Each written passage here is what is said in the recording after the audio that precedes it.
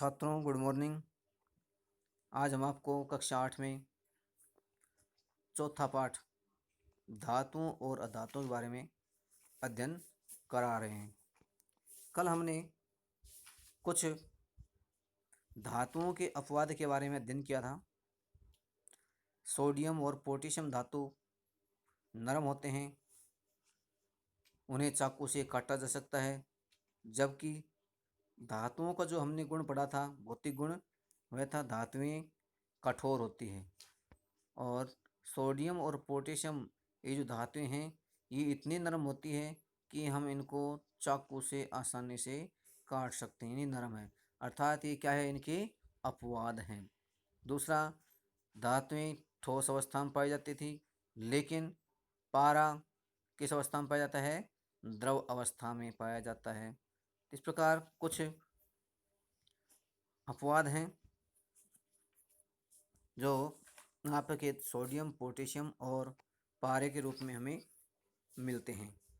आगे आ रहा है धातुओं और अधातुओं के रासायनिक गुण। अभी तक हमने जो गुण पढ़े थे वो कौन से गुण थे? वो थे भौतिक गुण। कौन से गुण थे? भौतिक गुण थे। भौतिक गुण। अब हम पढ़ रहे हैं, क्या पढ़ रहे हैं अब? रासायनिक गुण। कौन से गुण पढ़ रहे हैं? रासायनिक गुण। धातुओं और अधातुओं के दोनों के रासायनिक गुण। यहाँ से अपना अगला टॉपिक शुरू हो गया है।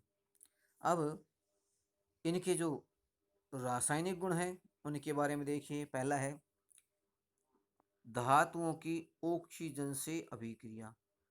ऑक्सीजन गैस है और धातुएं किस में होती है? लगभग ये ठोस अवस्था में पाई जाती है। इनकी ऑक्सीजन से अभिक्रिया किस प्रकार होती है और उनसे जो बनने वाले उत्पाद हैं, उनसे बनने वाले जो पदार्थ हैं, उनकी प्रकृति कैसी होती है, उसके बारे में हम यहाँ अब अध्ययन करेंगे। हम आयरन में जंग लगने की परिघटना होते हैं, जो घटना या प्रक्रिया ये कौन सी प्रक्रिया है जिसके माध्यम से क्या होता है? लोहे में जंग लगता है। जंग क्या है? जंग जब हम लोहे को खुले वातावरण में छोड़ देते हैं, जहाँ पर नमी और ऑक्सीजन की उपस्थिति होती है, वहाँ पर कुछ समय पश्चात लोहा इस जलवाष्प और वायु की ऑक्सीजन से क्रिया करके आयरन ऑक्साइड बनाता है। क्या बनाता है?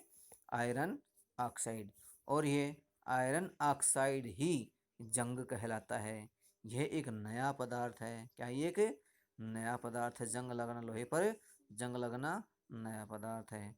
ये रासायनिक परिवर्तन है। अनुत्क्रमित परिवर्तन है। कैसा बोलते हैं? अनुत्क्रमित परिवर्तन है। कौन सा? ये जंग लगना, लोहे पर क्या लगना? जंग लगना। इससे लोहे की जो क्षमता होती है, गुणवत्ता होती है, वो क्षीण हो जाती है, लोहे का संक्षारण हो जाता है। अब ये प्रक्रिया कैसी प्रक्रिया है? ये अभिक्रिया हुई, रासायनिक अभिक्रिया है।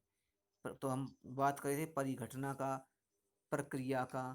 उस ये जो जंग लगने की घटना है, यह कैसे होती है, उसे बोलते हैं हम परिघटना। से परिचित हैं। परिचित का मतलब आप जानते हैं। परिचित का मतलब जानना। परिचित का मतलब क्या है? जानना।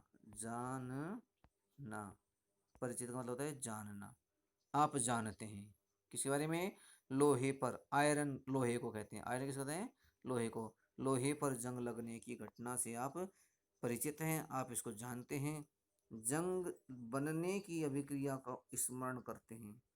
जंग बनने की अभिक्रिया का स्मरण करते। स्मरण माने याद करना। स्मरण माने क्या होता है? याद करना। हम कभी लोहे पर जंग लगने की, हम इसको देखते तो नहीं है, लेकिन कभी जंग लगा हुआ जो पदार्थ है, हम लोहे को घेर देते हैं, खुले के अंदर डाल देते हैं, तो बरसात से या उसके ऊपर पानी गिरने से उसके पश्चात क्या होता है? उस पर जंग लग जाता है। तो आपने अपनी कक्षा में क्या किया था? अपनी कक्षा में हमने इसके बारे में अध्ययन हम कर चुके हैं। अब आगे आ रहा है मैग्नीशियम का जो फीता है, किसका? मैग्नीशियम का फीता, उसके वायु के साथ दहन की जो अभिक्रिया है, जो क्रियाकलाप है, उसको हमने पाठ के अनुसार कक्षा में करके देखना था। लेकिन चलो, यह जो अपने दिया है इसमें क्रियाकलाप को हमें करके यहाँ बताया गया है अपने इस अध्याय में, कि हमने कक्षा 7 में मैग्नीशियम रिबन के, किस रिबन को? मैग्नीशियम का जो फीता होता है उसे रिबन बोलते हैं। रिबन के वायु के दहन का क्रियाकलाप, वायु के दहन, वायु में उसको जलाया जाता है, क्रियाकलाप किया। और हमने सीखा था कि दोनों प्रक्रमों में ऑक्सीजन बनते हैं। दोनों प्रक्रम में क्या होते हैं? सॉरी, ऑक्साइड बनते हैं। क्या बनते हैं? ऑक्सीजन से अभिक्रिया करके ऑक्साइड बनाते हैं। क्या बनाते हैं? ऑक्साइड। आयरन और मैग्नीशियम, आयरन लोहा और मैग्नीशियम की ऑक्सीजन के साथ निम्नलिखित अभिक्रियाओं को हमें पूरा करना है। तो आयरन की जो अभिक्रिया है उसको देखिए, Fe+O2 और H2। तो इससे क्या बनता है? आयरन Fe2 और HO3, इस प्रकार का बनता है। और मैग्नीशियम की अभिक्रिया किसमें बन गया? Mg2MgO। क्या बनेगा इसमें? 2MgO, 2MgO बनेगा। मैग्नीशियम की क्या है? ऑक्सीजन से अभिक्रिया हुई। आयरन की अभिक्रिया हुई, किससे हुई आयरन की अभिक्रिया? आयरन की अभिक्रिया भी ऑक्सीजन और जल के साथ अभिक्रिया होती है। अब आयरन ऑक्साइड Fe और OO3, इस प्रकार की अभिक्रिया बनती है। अब देखिए आगे कि अगले क्रियाकलाप में जो हमने आयरन की ऑक्सीजन और जल वाष्प से जो अभिक्रिया, जो पदार्थ बना, उसका हम क्या करते हैं? लिटमस परीक्षण करते हैं। क्या करते हैं? लिटमस परीक्षण करते हैं। उसके अंदर क्या है क्रियाकलाप में? देखिए अब आगे क्रियाकलाप दिया अपना कि 4.3 में, आइए आयरन, ऑक्सीजन और जल वाष्प की, आयरन क्या है? लोहा। आयरन क्या है? लोहा है। लोहा, ऑक्सीजन वायु जिसे हम श्वसन क्रिया में ग्रहण करते हैं, ऑक्सीजन प्राणवायु, और जल H2O जल की अभिक्रिया। यहाँ जल के रूप में नहीं, बल्कि यहाँ हम जल वाष्प के रूप में भी हो सकता है, कि अभिक्रिया के फलस्वरूप जो इनकी अभिक्रिया होती है, आयरन की, ऑक्सीजन की और जल की जो अभिक्रिया होती है, उसके फलस्वरूप बने जंग। ये जो जंग है लोहे को इन आयरन की जो साथ अभिक्रिया से आयरन ऑक्साइड बनता है। क्या बनता है? आयरन ऑक्साइड बनता है। का जो इनकी प्रकृति है, का इस प्रकृति की जांच करते हैं। इसके लिए क्या करेंगे हम? लगभग 1 चम्मच जंग को इकट्ठा करते हैं। ये जंग क्या है? लोहे पर ये एक भूरे रंग की परत के रूप में ये जंग होती है। और इस जंग को क्या करते हैं हम?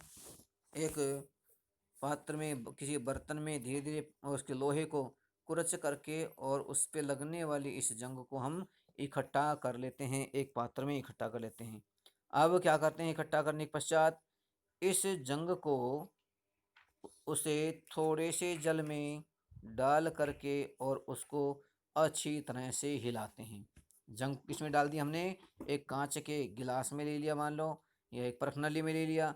अब उसमें उस जो चूरा था अपना जंग का, उस जंग के चूर्ण को अच्छी तरह से उस पानी में घोलते हैं। क्या करते हैं? पानी में घोल के नहीं, उसको हिलाते हैं।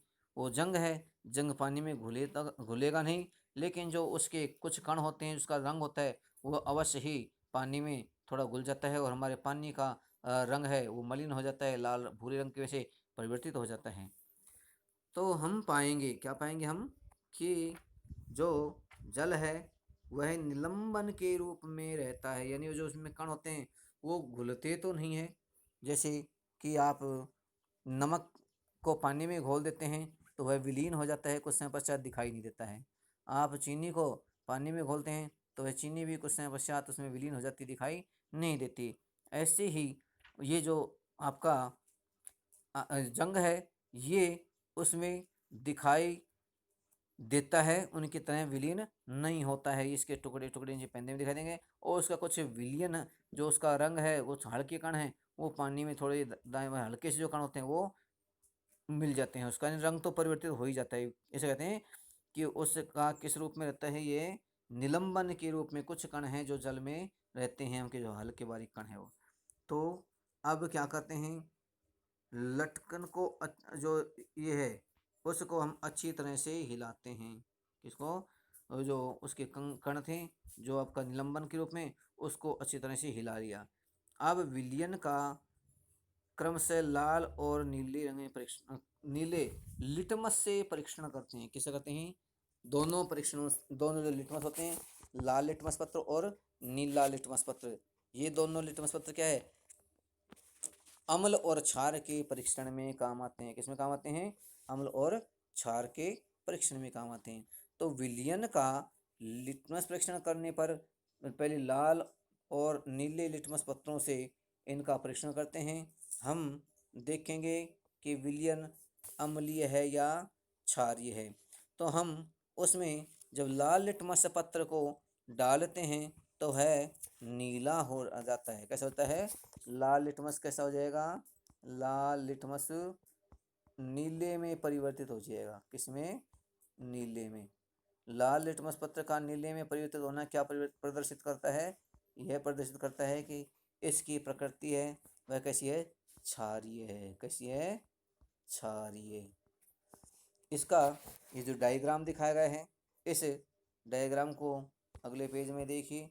ये देखिए, इसमें ये जो परखनली है, इस परखनली के अंदर हमने ये जल ले लिया और जल के अंदर हमने जंग लेकर के जंग को इसमें घोल दिया। इसमें जल और क्या है, प्लस जंग, जल और जंग है, ये प्लस जंग, ये जंग लगा हुआ पदार्थ है। अब इसको जो नीचे का जो गाढ़ा सा पदार्थ है उसको हमने एक दूसरे इस पात्र में इकट्ठा कर लिया। अब इसमें हमने लाल लिटमस पत्र डाला तो लाल लिटमस पत्र कैसा हो गया, लाल लिटमस पत्र नीले रंग में परिवर्तित हो गया। कैसे में, नीले में परिवर्तित होगा। इसका मतलब क्या है कि इसकी जो प्रकृति है, लाल लिटमस पत्र नीला हो जाता है, ये किसका गुण है, ये क्षारकों का गुण है, क्षारक की पहचान है। तो ये इसके जो ऑक्साइड बनते हैं वो किस प्रकृति के होते हैं, धात्विक ऑक्साइड क्षारीय प्रकृति के होते हैं। धात्विक ऑक्साइड किस प्रकृति होते हैं, क्षारीय प्रकृति के होते हैं। तो ये हमारा, ये इसमें पहले पात्र में जंग है और इसमें आपका जंग का विलियन बनाया और इसमें इस विलियन को हमने इस पात्र में, दूसरे में बड़े पात्र में ले लिया नीचे, और उसमें हमने इन लिटमस पत्रों को, पहले नीले को डाला उसमें कोई प्रभाव नहीं होता है, फिर लाल को डाला तो लाल लिटमस पत्र नीला हो गया। इसका मतलब यह बताता है प्रक्षेपण कि जब लाल लिटमस नीला हो जाता है तो ये जो ऑक्साइड बनता है, इस ऑक्साइड की प्रकृति कैसी है, क्षारीय है। तो सामान्यतः धात्विक ऑक्साइड क्षारीय प्रकृति के होते हैं। छात्रों, अपना आज का टॉपिक कंप्लीट हुआ। इसके बाद कल हम अगली क्लास में अध्ययन कराएंगे। तब तक